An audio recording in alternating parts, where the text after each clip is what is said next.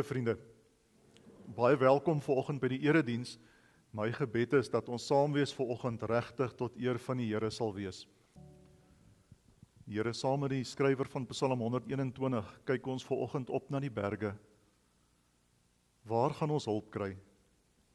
Ons weet, ons hulp is net van U, die Almagtige. Amen. Gemeente van Jesus Christus, ek groet julle in die naam van Jesus Christus, die oorwinnaar.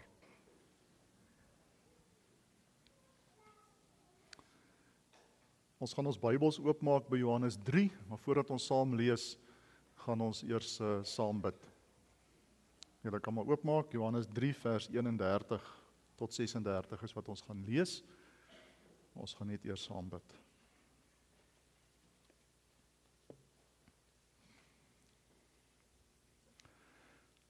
Here, as ons vanoggend hier saam is, dan het ons net een groot behoefte. En dis om regtig deur U woord en deur U Gees te hoor wat U vir ons wil sê. Here, die wêreld waarin ons leef, het soveel stemme wat op ons skree. Help ons, Here, dat ons vanoggend U stem sal hoor. Help ons dat ons sal hoor wat U deur U woord vir elkeen van ons wil sê. Dankie vir die voorreg wat ons het om hier te wees. Dankie dat ons U kon loof en kon prys, en dat ons nou die Bybel voor ons kan oop hê, in Afrikaans, 'n taal wat ons verstaan, sodat ons kan hoor.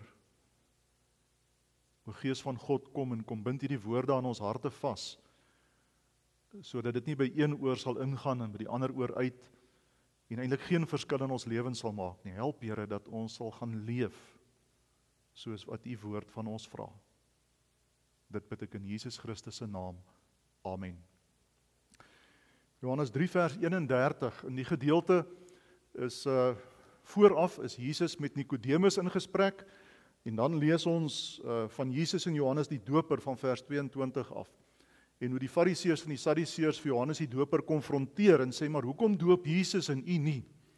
En dan begin Johannes die Doper vir hulle vertel wat die doel van Jesus se koms was, wie hy is, en wat hy op aarde kom doen het. Ons lees van vers 31 af. Die een wat van bo af kom, is bo almal. Hy wat uit die aarde is uit die aarde en praat uit die aarde. Hy wat uit die hemel kom, is bo almal. Hy wat gesien en gehoor word, dit getuig hy, maar niemand aanvaar sy getuienis nie. Wie sy getuienis aanvaar het plegtig bevestig dat God waaragtig is. Want hy vir wie God gestuur het, spreek die woorde van God. God skenk immers die Gees, nie in geringe mate nie. Die Vader het die Seun lief en het alles in sy hand gegee. En dan die belangrike vers vir vanoggend 36. Wie in die Seun glo, het die ewige lewe. Maar wie aan die Seun ongehoorsaam is, sal die lewe nie sien nie. Inteendeel, die toorn van God bly op hom. Ons lees net tot sover. Ons tema vanoggend, lente is lewe. Julle het dit ook in die kindermoment gehoor. Die doodsheid van die winter is verby. Oral rondom ons sien ons hoe die bome bot en die struike begin blom. En selfs hier en daar, as mens so in die strate ry, sien mense jacaranda boom wat begin blom. Alles tekens van nuwe lewe. Die slim oom waarna ek verwys het, is die kerkhervormer Martin Luther, wat baie lank gelede gesê het, die Here het die belofte van die opstanding uit die dood en van nuwe lewe, nie net in sy woord laat skryf nie, maar ook op elke nuwe lenteblaartjie. Op elke nuwe lenteblaartjie. Die tekens van vernuwing, vriende, is nie net in die natuur nie. Dit moet ons ook herinner aan die feit dat ons nuut gemaak is. Dat ons nuwe lewe ontvang het. Elke bloeisel, elke blommetjie, elke boom wat bot, nie net lente nie, maar nuwe lewe. Ewige lewe wat God vir jou en vir my gee. En daarom is twee vrae vanoggend, dink ek, baie, baie belangrik. Onthou jy dit nog? Onthou jy dit nog? In hierdie wêreld waarin ons leef met al sy chaos, Onthou jy nog dat jy nuut gemaak is? En die tweede vraag, leef jy so? Leef jy so? In die teks wat ons saam gelees het, is Johannes die Doper besig om vir die Fariseërs en die Sadduseërs te verduidelik waarom Jesus sekere goed doen en hy nie. Hy praat oor die betekenis van Jesus se koms, oor die nuwe lewe wat Jesus na hierdie wêreld gebring het. Hy praat oor die spulpunt van waaroor dit gaan, en dit is mense se reaksie op die offer van Jesus Christus. Want jy sien wie sy offer aanvaar, sê Johannes, vir hulle is daar lewe, nuwe lewe, ewige lewe.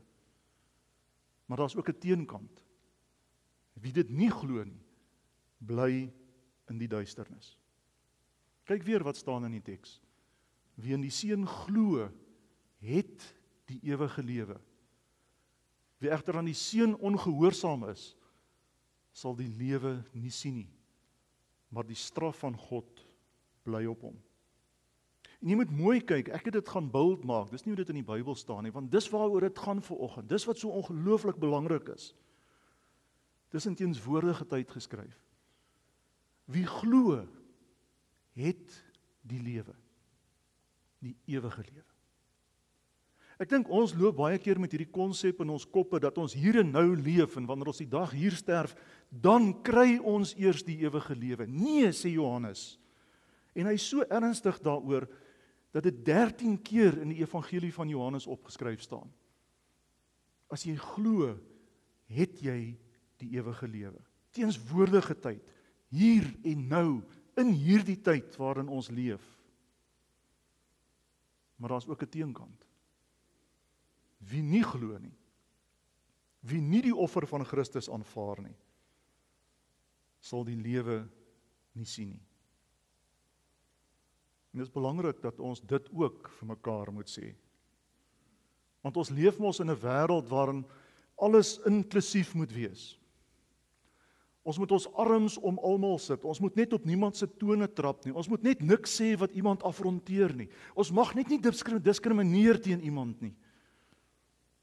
Jy kan leef soos wat jy wil,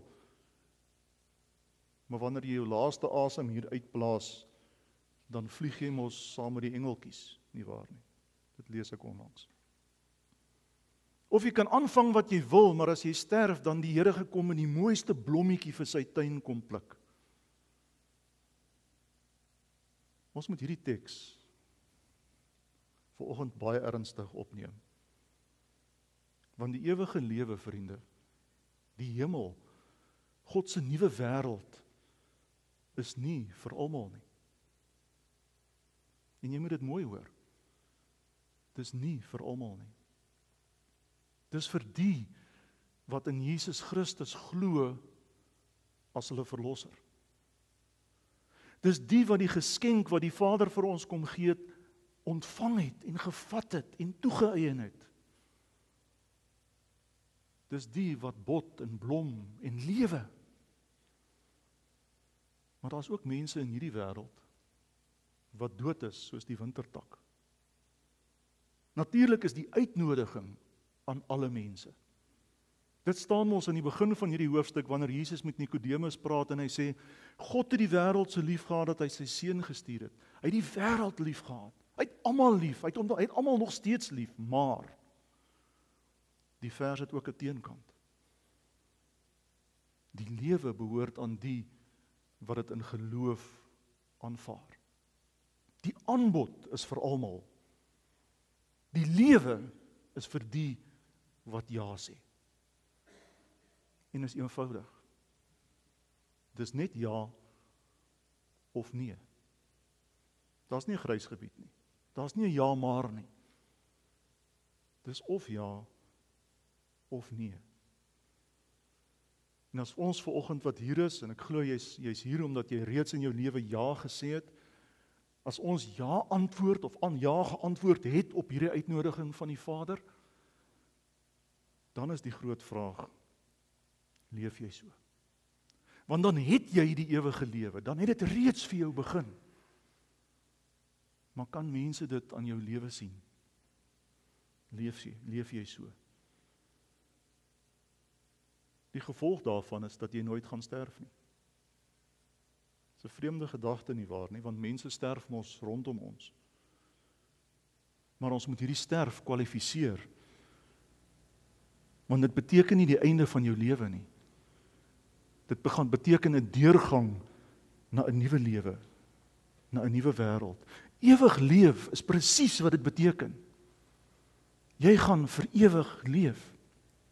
Daarom sê Jesus in Johannes 11 vers 26 vir Maria, wanneer Lazarus gesterf het, elkeen wat die lewe het en in my glo, sal in ewigheid nooit sterf nie. Sal in ewigheid nooit sterf nie. Dit beteken dat wanneer jy jou laaste asem hier uitblaas, jou volgende asemteug in God se nuwe wêreld gaan wees. Dit beteken dat dit wat ons hier doen, as dit ware, is om die musiekinstrumente in te stem vir die groot musiekuitvoering wat in die hemel in God se nuwe wêreld kom, wanneer die orkes tot eer van God gaan speel. Die filosoof John Drummond Burns het dit baie mooi besef toe hy gesê het, op sy sterfbed gesê het, my stryd is nou verby. Nou gaan ek leef. Nou gaan ek leef. En ons vanoggend, wel jy sou vir my wou sê, maar my stryd is nog aan die gang. Kyk hoe lyk dit hier rondom ons. Kyk wat gaan in die wêreld aan. Hoe nou? Paulus het iets hiervan verstaan, toe hy in sy brief aan die Filippense in Filippense 1 vers 20 tot 21 geskryf het. Ek wil nou ook soos nog altyd met alle vrymoedigheid deur my hele wese Christus verheerlik in lewe en in sterwe. Want om te lewe is vir my Christus en om te sterwe is vir my 'n wins. Paulus het verstaan dat sterwe nie beteken dis die einde nie, maar 'n deurgang na God se nuwe wêreld. Daarom sê hy, om hier te wees, om hier te leef, is vir my Christus. Maar om deur te stap na God se nuwe wêreld, dis vir my 'n wins. Wat 'n getuienis. Wat 'n getuienis. Miskien is die groot geheim wat jy en ek moet raak sien, die feit dat Paulus sê, terwyl ons hier is, ons wat bely dat ons in Jesus Christus glo, ons wat weet dat ons reeds ewig leef, dat ons moet sorg dat Christus sentraal moet wees in ons lewens, in die stryd van elke dag. Dis die uitdaging. Dat jy en ek wat hierdie dinge bely, so leef dat mense rondom ons kan sien dat ons op pad is na die lewe in God se nuwe wêreld. Dan moet ons so leef. Kom ek maak dit heel prakties. Daar's baie maniere waarop jy en ek kan leef as mense wat weet dat ons ewig leef. Maar miskien is een van die goed wat ons moet doen, is om 'n slag nee te sê vir al die goed en die dinge wat ons tyd opslurp. Miskien is dit nodig dat jy en ek, wat weet dat ons die ewige lewe het, dat jy en ek in hierdie lewe regtig op Christus fokus. En jy sit dalk vanoggend en jy sê, maar ek doen dit. Ek het nogal nodig om so af en toe te herfokus. So af en toe net te stop en te sê, maar hoe lyk my fokus? 'n lewe van aanbidding en lof en toewyding. 'n lewe waarin jy God se woord lees en daarna streef om onder leiding van sy Gees te leef. 'n lewe waarin jy oor die Here praat en getuig en doen wat hy vra. 'n lewe waarin ons minder tyd spandeer aan geld en goed en plesier en meer tyd aan God. Miskien begin dit by nee sê vir al die snert waarmee ons toegegooi word. En as ons so op God kan fokus, dan ontdek 'n mens mos dat daar 'n kragtige instrument in jou lewe is, waarmee jy 'n verskil kan maak. Die Heidelbergse Katekismus noem dit die vernaamste deel van ons dankbaarheid. En miskien onthou jy uit jou jong dae uit, dis gebed. Dis gebed. Onthou jy die verhaal van Paulus en Silas in die tronk? Handelinge 16 vers 23 tot 25. Kyk mooi wat daar staan. Aangrypend. Nadat hulle baie geslaan is hulle in die tronk gegooi, is Paulus en Silas. En die bewaarder het opdrag gekry om hulle streng te bewaak. Op hierdie bevel het hy hulle in die binneste stel opgesluit, die maksimum sekuriteit sou mens kon sê, en hulle voete in die houtblok vasgeklem. Vriende, dis nie 'n grappie nie. Teen middernag was Paulus en Silas besig om te bid en tot lof van God te sing. Die ander gevangenes het na hulle geluister. Skielik kom daar 'n groot aardbewing wat die fondamente van die tronk geskit het. Al die deure van die tronk het onmiddellik oopgegaan en al die gevangenes se boeye het losgeraak. Dis nie 'n fabel nie. Dis nie 'n strokie nie. Dit is die krag van gebed. Dis wat tot jou en my beskikking is, as ons wat ewig lewe in hierdie wêreld regtig op God fokus. Gaan lees die verhaal. Gaan lees die verhaal. Daai is 'n skildery wat iemand gemaak het wat iets uitbeeld van hoe dit was. Is ons omstandighede regtig so sleg? Ons kan die wêreld verander. Ons moet dit net doen. Ons moet net begin bid. Ons moet 'n slag ophou sê, ek kan tog niks doen nie. Het jy dit al gesê of gehoor dat mense dit sê? Die chaos is so groot, ek kan tog niks doen nie. Dis verkeerd. Jy kan en jy moet baie doen. Want jy kan bid. Jy kan bid. Omdat jy die ewige lewe het. Jy kan bid vir ons wêreld. Jy kan bid vir ons land en vir ons stad. Jy kan bid vir die gemeente. Jy kan bid vir jou kollegas, vir jou man of jou vrou, vir jou kinders, jou kleinkinders. Jy kan bid vir jouself, jou unieke omstandighede, jou worstelstryd waarmee jy elke dag worstel. Pieter het nie verniet gesê, gebed is vir die mens gemaak nie. Gebed is vir ons gegee, sodat ons diepste wroeginge, ons diepste hartsbegeertes voor die troon van God kan neersit. En weet jy wat? As jy begin bid, gebeur daar 'n wonderwerk. Dit verander jou gedagtes. Dit verander jou woorde. En dit verander jou dade. Maar bo alles verander dit jou hart.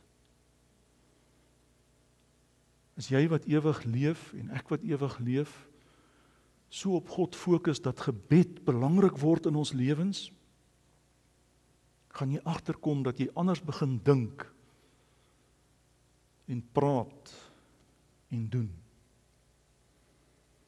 Minder krities, meer opbouend. Minder haat, meer liefde. Minder kommer en meer hoop. Jy gaan agterkom dat jou lewe verander. En jy gaan agterkom dat jy 'n verskil begin maak in die mense rondom jou se lewens. Jou lewe gaan soos 'n takkie wees wat in die lente begin bot en uitloop en blom. Ek wil jou uitnooi om vanoggend saam met my jou geloof in Jesus Christus, eintlik in die drie-enige God, opnuut te bely. Ons gaan die 12 artikels hardop saam sê. En ek wil jou uitnooi om te fokus op dit waarmee die 12 artikels afsluit. Die ewige lewe. En om dit vir jouself toe te eien en te sê, ek weet, ek leef vir ewig. Daarna gaan ons wat ewig leef, omdat ons in Jesus Christus glo, saam bid. Kom ons staan, dan doen ons belydenis van ons geloof.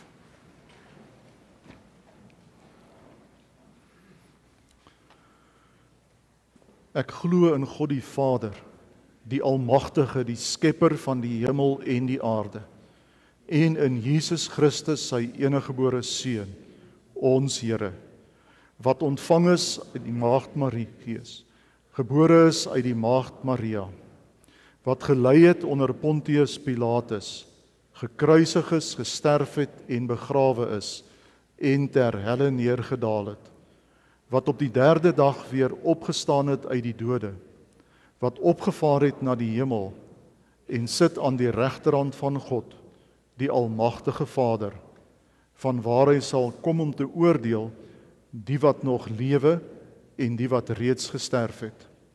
Ek glo in die Heilige Gees.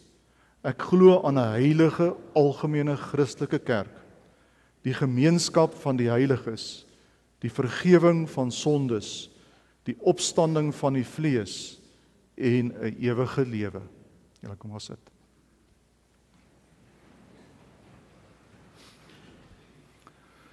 Wanneer die Heidelbergse Katekismus praat van gebed as die vernaamste bewys van ons dankbaarheid, dan is dit iets wat jy en ek dalk meer gereeld moet doen. Paulus skryf ook in Filippense 4 vers 6 en 7, maak in alles julle begeertes en julle bekommernisse aan God bekend. En dan sê hy, met dankbaarheid, sodat jy vrede kan kry. Vriende, as jy wil, dan kan jy. Die vraag is, wil jy? Ontvang die seën van die Here en gaan leef deur sy vreugde. Mag die wind vir jou in hierdie week van agter waai. Mag die son helder oor jou skyn. Mag die reën saggies oor jou uitsak.